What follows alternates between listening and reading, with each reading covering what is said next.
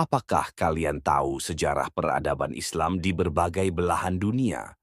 Ada banyak tokoh-tokoh yang terlibat dalam penyebaran agama Islam di dunia. Di sini kami akan menceritakan tentang penyebaran agama Islam di benua Asia, Eropa, dan Afrika.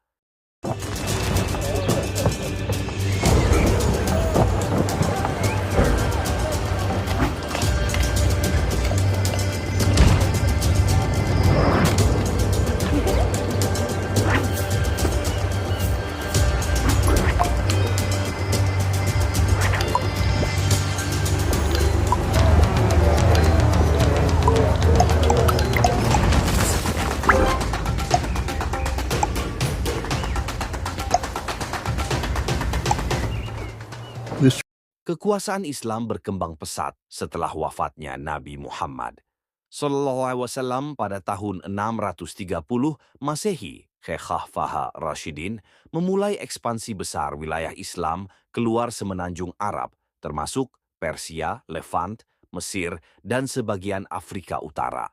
Kemudian Umayyah memperluas Islam hingga ke Spanyol dan India, dan nantinya dilanjutkan oleh Abbasiyah dan revolusinya dan mendirikan Baghdad sebagai ibu kota dan menjadikannya pusat kebudayaan dan ilmu pengetahuan. Dunia kekhalifahan Abbasiyah menjadi zona perdagangan baik barang dagang, budaya maupun pengetahuan dari Persia, India, dan bahkan Bizantium. Banyak bahasa, budaya, dan ilmu pengetahuan mengalami perkembangan. they helped take goods from Asia to Europe or the other way around. They mostly traveled east to Asia, either by land or by sea. Eventually, some Muslim traders started living in Asia. They built masjids and shared their beliefs with others. Islam first reached many small islands in Eastern Asia, such as Indonesia and the Philippines. However, Islam also reached China when traders traveled overland. Many traders and merchants converted to Islam. Muslim traders shared their beliefs with others, and traders and merchants agreed with the way of life of Muslims. They could also get better prices from other Muslim traders. Plus, Muslims made a system of credits. It worked almost like traveler's checks. This helped traders make deals. Plus, they didn't have to carry so much money around. Even though Islam traveled very quickly to Asia, it didn't take hold until later.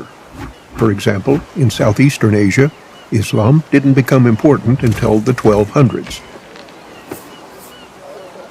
Another way that Islam spread is through caliphates, or empires. For example, the Umayyad Caliphate spread from today's Syria all the way to Pakistan. Then, the Abbasid Caliphate took over. They moved into Turkey. As Islam spread, people translated Muslim texts into their languages. This helped locals understand more about Islam and to adapt it to their lives. Today, there continue to be many Muslims in Asia. About 42% of Southeast Asians are Muslims, making up 25% of the world's Muslim population. Some nations, like Indonesia, Malaysia, and Brunei, are majority Muslim countries. That means most people who live there are Muslim. Islam spread and gained followers over hundreds of years. Today, the religion is still growing.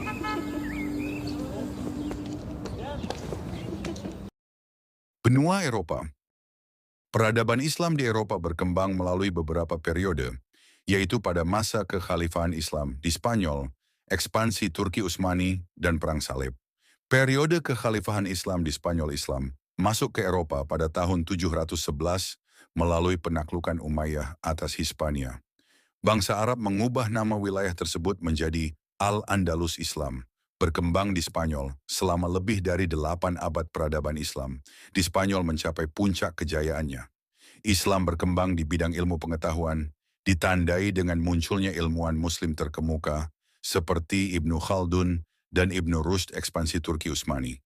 Pada abad ke-14 dan ke-15, Turki Utsmani melakukan ekspansi ke wilayah Balkan dan Eropa tengah Perang Salib.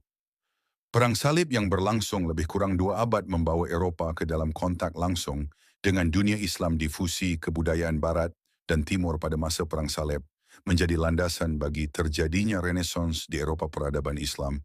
Di Eropa meninggalkan banyak peninggalan, seperti masjid, istana, dan benteng. Beberapa tokoh penting dalam peradaban Islam di Eropa adalah Tharif ibnu Malik, Tariq ibn Ziyad, dan Musa ibnu Nusyair. Benua Afrika. Masuknya Islam di Afrika, Islam datang pertama kali ke Afrika pada saat hijrahnya orang-orang Islam dari Mekkah atas perintah Nabi Muhammad SAW pada tahun 615. Setelah Islam masuk ke Afrika, tepatnya di Ethiopia, ajaran Islam menyebar di benua ini pada masa Khulafaur Rashidin. Berikut 5 daftarnya proses penyebaran Islam di Afrika, kala itu terjadi di Cyrenaica, sebelah timur Libya, dan dilakukan oleh Panglima Militer Khulafaur Rashidin, Amr bin Ash, pada 642 atau pada masa pemerintahan Khalifah Umar bin Khattab, 433 sampai 644. Setelah itu, Islam menyebar ke seluruh Afrika Barat melalui pedagang, cendekiawan, dan misionaris melalui cara damai. Dengan cara ini, Islam menyebar ke seluruh dan sekitar Gurun Sahara. Pada era dinasti Umayyah, tepatnya pada masa pemerintahan Khalifah Al-Wahid 705 sampai 715, Islam menyebar hingga ke wilayah Maghribi, Maroko.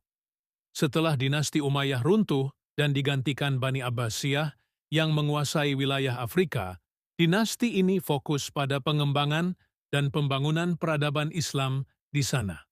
Baca juga, masjid-masjid yang dibangun pada masa dinasti Abbasiyah. Kemajuan Islam di Afrika. Setelah Islam masuk dan berkembang di wilayah Afrika, para penguasa Muslim di sana menjadikan bahasa Arab sebagai bahasa resmi. Bahasa Arab dijadikan sebagai bahasa antar suku dan bangsa, serta sebagai bahasa pengantar dalam sekolah. Penggunaan bahasa Arab sebagai bahasa resmi di Afrika merupakan dasar dari perkembangan Islam di sana. Baca juga, buron 19 tahun, koruptor kredit macet Bank Mandiri 35,9 miliar ditangkap di Bandung. Sejak saat itu, jihad Islam tidak lagi menggunakan senjata, melainkan menggunakan bahasa dan ilmu pengetahuan. Di bidang administrasi, kehadiran Islam di Afrika memberikan sumbangan besar bagi sistem pemerintahan. Salah satunya terlihat pada dinasti Fatimiyah, yang menggunakan sebutan khalifah sebagai kepala pemerintahan dalam urusan dunia maupun keagamaan.